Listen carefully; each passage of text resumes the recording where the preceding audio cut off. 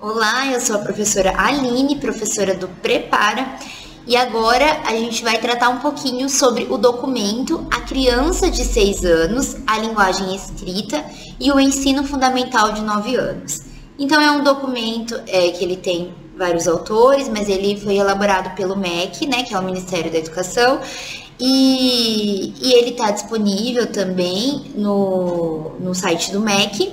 E é um documento bem interessante, bem importante da gente se debruçar e entender aqui o que pode ser cobrado nos concursos através desse documento, tá? Então, ele é dividido da seguinte maneira. Ele inicia com a apresentação, depois tem o capítulo 1, em que é tratado das crianças menores de 7 anos, a aprendizagem da linguagem escrita e o ensino fundamental de 9 anos.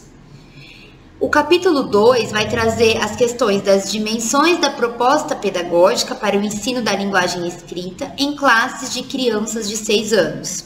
E o capítulo 3, um diálogo com práticas pedagógicas de alfabetização e letramento de crianças de 6 anos. E aí, por fim, nós vamos ter, então, as considerações finais, né? Que vai trazer um outro aspecto nessas considerações. Então, o título das considerações é Considerações Finais, Crianças de 6 anos e o prazer de ler e escrever para aprender. Então, quando a gente olha para essa divisão desse documento, a gente já consegue ter um norte, né? Do que vai ser tratado nesse documento e a gente consegue fazer inferências do que vai estar aqui, né? Então, a gente já sabe que vai tratar do ensino fundamental de 9 anos, né? Que é quando o último ano da educação infantil passou a pertencer ao ensino fundamental, e aí o ensino fundamental, que era a partir de 7 anos, passou a ser a partir dos 6 anos, né? E passou a ter a duração de 9 anos e não mais de 8 anos, né? Nós também conseguimos inferir que vai tratar das questões da aprendizagem da linguagem escrita, mais no ensino fundamental, né? Das classes de crianças de 6 anos, enfocando ali o primeiro ano desse ensino de 9 anos.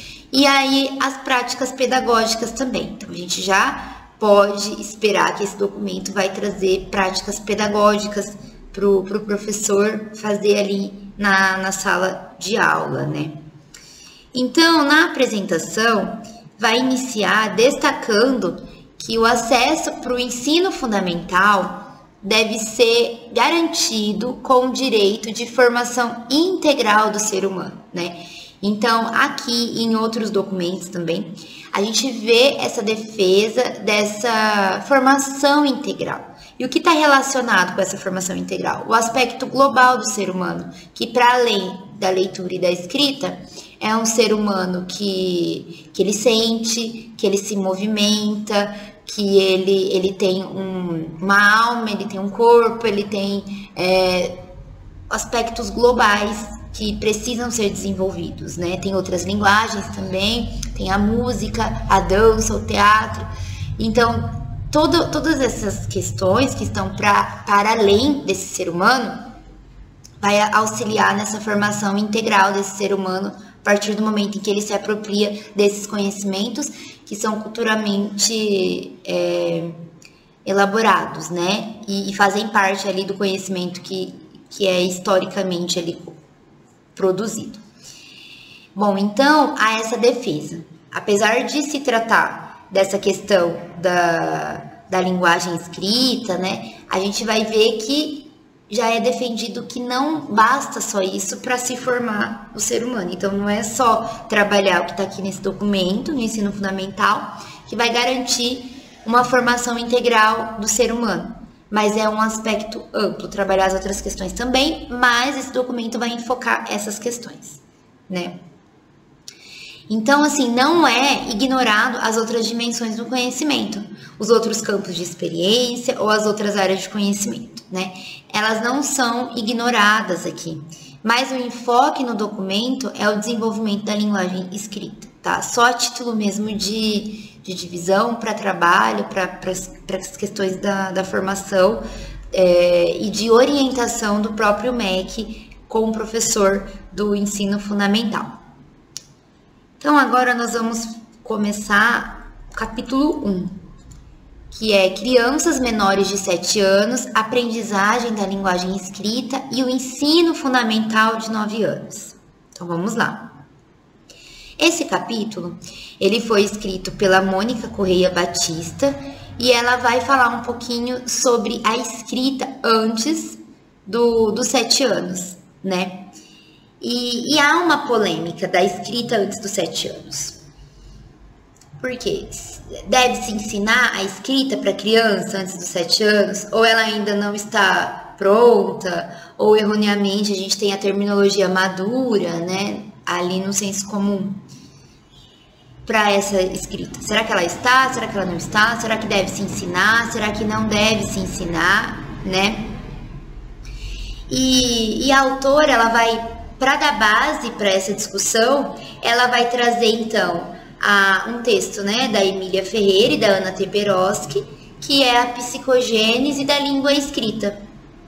Então, nesse texto, a gente vai ter ali as autoras, né, defendendo que a linguagem escrita, ela deve ser trabalhada, né, mas não de uma forma antes desses 7 anos, mas não de uma forma mecânica, que desconsidere a criança, que não faça sentido, que não considere as situações reais, que não considere a função social da escrita. Então, numa educação infantil, por exemplo, ou com 6 anos, pode-se trabalhar essa escrita, mas tendo sentido e significado, né? Então, pode ter vários cartazes ali na escola, o professor pode ser escriba e ir escrevendo. Então, essas são práticas ali de linguagem, de escrita, que considera a função social também, né? São algumas das práticas.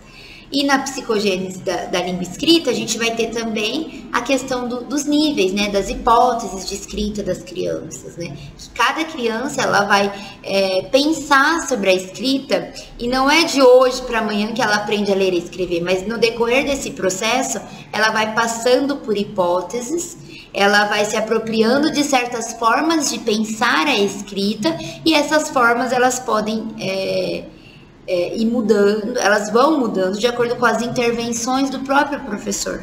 Então, a gente vai ter ali no momento inicial a hipótese pré-silábica, em que a criança aleatoriamente ela pode colocar várias letras, né? E ela não vai fazer relação nenhuma com o sistema de escrita. Depois nós podemos ter a escrita silábica, em que a criança ela vai colocar uma letra para cada sílaba, né? Então, bola, ela vai colocar 2 letras, e aí pode ser silábico com valor sonoro, que vai ter relação ali, vai ser o B ou o, né? Ou o e o A, que pode ser com valor sonoro na consoante, com valor sonoro na vogal, ou sem valor sonoro nenhum, que ela vai pôr letras aleatórias para bola, por exemplo, né? Depois, as autoras vão falar um pouquinho sobre a silábica alfabética, que é quando a criança, ela lida como se fosse silábica para determinada palavra, então ela coloca uma letra ali para cada sílaba, ou ora ela vai lidar de uma forma alfabética, né? Então ela pode escrever bola, ela pode escrever o B e o L e o A. Tá? Então, ora ela vai oscilar. E aí nós temos a escrita alfabética, que não necessariamente precisa ser ortográfica, né? Precisa ser corretamente. Então, pode-se escrever, a criança pode escrever uma determinada palavra, que a gente lê da forma que é sonora, correta, mas a escrita ali, ou era um Z e ela colocou um S, né? Ou era um X, ela colocou um CH, então não é ortográfica, ou é ortográfica, tá? Então, as autoras vão trazer a autora, Mônica, né, nesse documento, ela vai trazer essas autoras para dizer um pouquinho sobre esse aspecto dinâmico da linguagem, né, da língua escrita e dessa temática de trabalhar a escrita antes dos 7 anos, mas não de uma forma mecânica, né. Elas vão defender também que a linguagem escrita é uma ferramenta para que as pessoas se incluam na sociedade. Então, é uma ferramenta de inclusão. Porque a gente precisa da linguagem escrita para fazer muitas funções ali na sociedade, né? Então, um ônibus que a pessoa vai utilizar, ela precisa saber o que está escrito ali. Um cardápio que ela vai em algum restaurante, ela precisa saber o que tem ali naquele cardápio, ela precisa ler aquilo, né? E uma loja mesmo, determinadas promoções que ela precisa ver. Então, a questão da leitura, da escrita, da linguagem, ela perpassa e é um instrumento de inclusão, né? E aí, então, por causa disso, a Mônica vai falar, né, nesse documento que nós temos, vai ser dito que a escrita deve ser utilizada desde a mais tenra idade, né? Então, desde muito cedinho, desde quando se puder, deve-se ser utilizada essa escrita. Mas entendam bem, né? Não é da forma tradicional, não é da forma mecânica, não é descontextualizada, mas é de uma forma cultural. E aí o documento vai trazer um pouquinho sobre isso, tá?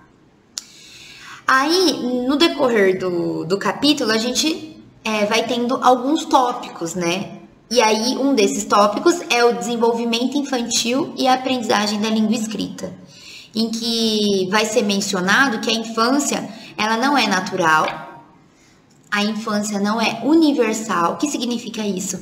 A criança daqui, a infância daqui, não é a mesma infância de um outro país, de um outro tempo histórico, né? E, inclusive, a gente tem documentários, Território do Brincar, que mostra como as brincadeiras são diversas, às vezes recebe até o mesmo nome. A brincadeira de casinha, por exemplo, né? Ela pode ser feita aqui de um jeito e em determinado lugar ela pode ser feita com fogo de verdade, com água de verdade, né? A criança cozinhando ali, como se ela estivesse cozinhando de verdade mesmo folhas, né? Em outro ambiente vai ser um brinquedo de plástico. Então, assim, elas vão trazer esses aspectos. Infância não é a mesma, né? Então, não é universal e não é igual também para todo mundo, né? Elas vão defender também a questão, né, que a gente vai ver em outros documentos depois, que a escola, a BNCC vai trazer essa questão também. A educação infantil não é uma pré-etapa, né? Ela não é uma pré-escolarização, ela não é algo que vai preparar para o ensino fundamental, mas é algo que tem um fim em si mesmo, uma necessidade e um fim em si mesma também, né?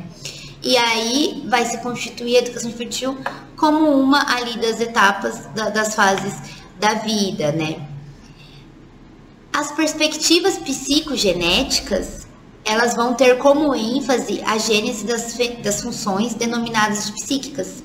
Então, essas perspectivas, como a psicogênese da língua escrita, né, quando vai se pensar nessas questões psicológicas, psíquicas, né, nós vamos ter aí Piaget, Vygotsky, Vallon, eles vão ter na centralidade a criança. Então, a interação e a criança, né, ela vai ser o aspecto central com desenvolvimento psíquico. E Vygotsky, ele vai destacar também a importância do sujeito na aprendizagem.